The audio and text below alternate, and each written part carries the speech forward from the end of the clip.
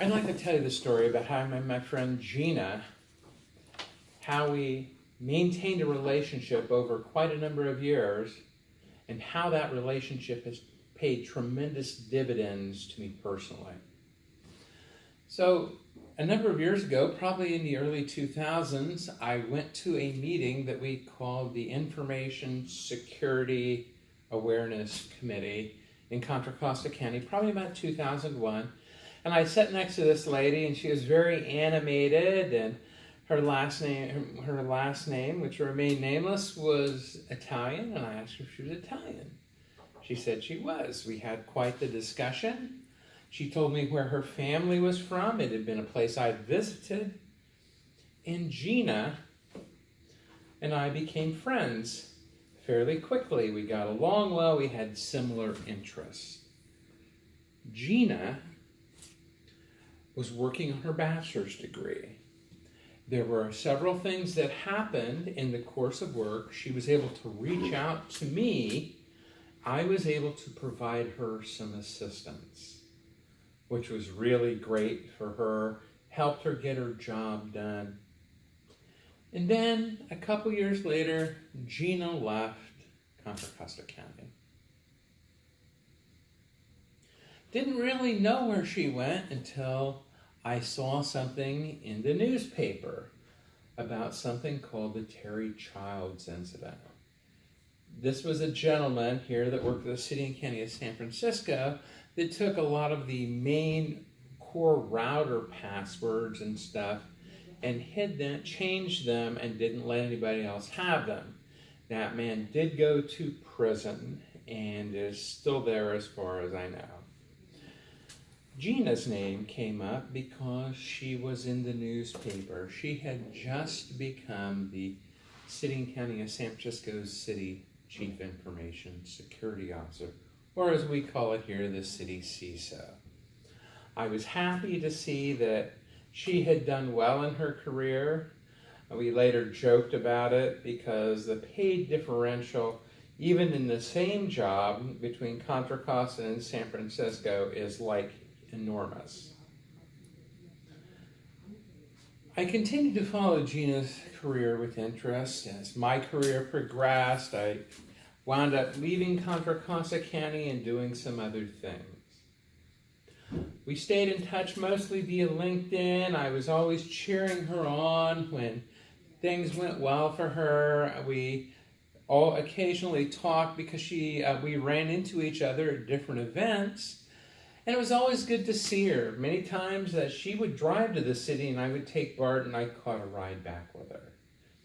It was really awesome to work with her. I just liked hanging out with her because we had always gotten along so well.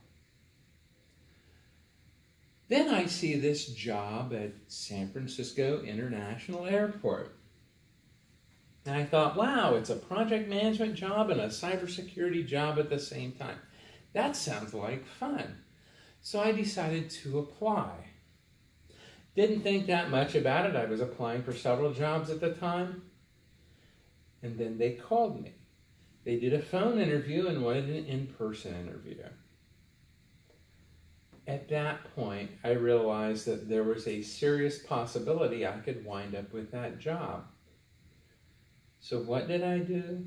I reached out through my network and contacted Gina.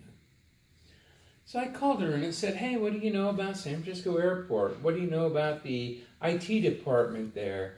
And she provided me some information.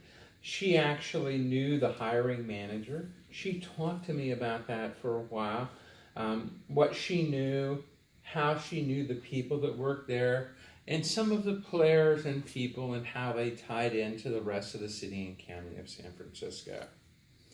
Needless to say, I completely believe this gave me a leg up on the competition because I already knew pretty much the lay of the land before I arrived. I went through the interview process, was hired as a project manager. All of that went really well. And as I started to go down to the city more, since the airport is what we call an enterprise department, they kind of do their own thing, but we do go to some joint events with the city and county of San Francisco. As we started to go down there, I would meet different people, and I would call her and ask her, what do you think about this person? What about this person? And I got her perspective on many things. I believe all of that was extremely valuable to me because there were several times I believe that her insights to some of the personalities and players down there may have saved me a boatload of grief. We met by accident, we networked together, and I kept in touch with her for almost 20 years now. That's a really long time to network with somebody. I've been to her home. When she helped me and I wound up here, I sent her a really nice gift certificate for a very fancy restaurant in Walnut Creek. She was very appreciative because I was very appreciative.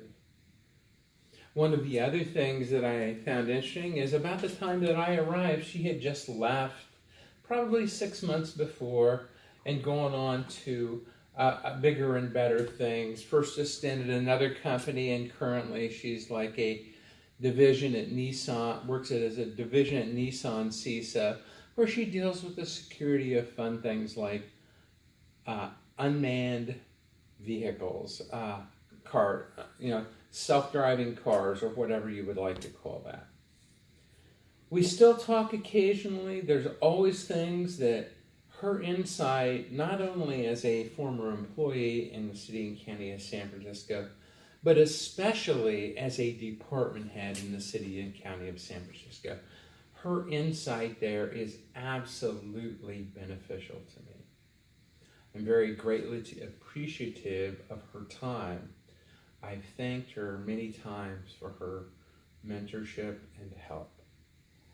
So what once started out where I was the mentor, now has turned out to where she is my mentor. And I guess my biggest takeaway from all of this is when you meet people, just because they're at one place at one point in their career, a number of years later, they could be at a completely different place in their career. And you don't know who it is that you network with that will be able to provide some insight, a perspective, help. And that's why networking and connecting through networking is absolutely crucial to everyone. I've talked about my relationship with my friend Gina, how it started, how it began, and how it continues to this very day. I'm very grateful for her help and that of many others. Thank you. Time?